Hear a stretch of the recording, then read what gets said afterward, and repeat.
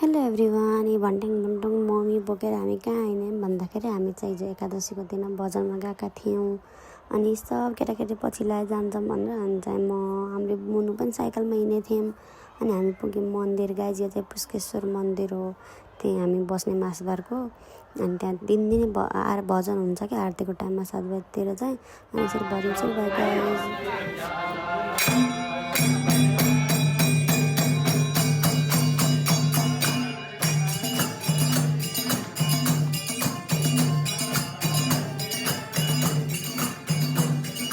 अनि के आमा सुरुमा आउँदा आउँदै नाच्नु भएको के मलाई कस्तो के सोचेको भन्दा म पनि यस्तो नाच्छु है भोलि बुढेसकाल लागेर मैले मेरो होस हराउँदाखेरि पनि म नाच्नुपर्छ भन्ने चाहिँ मेरो माइन्डमा सधैँ भइरहेको जहाँ गए पनि म नाचिरहन पाऊँ है, नाच्दा नाच्दा यत्तिकै मर्न पाऊँ भने जस्तो चाहिँ मेरो मनमा हुन्छ। आमालाई देख्दा त्यस्तै लाग्यो कि मलाई चाहिँ होस छैन बरा तै पनि नाचिहाल्नु भएको क्या मन्दिरमा आएर।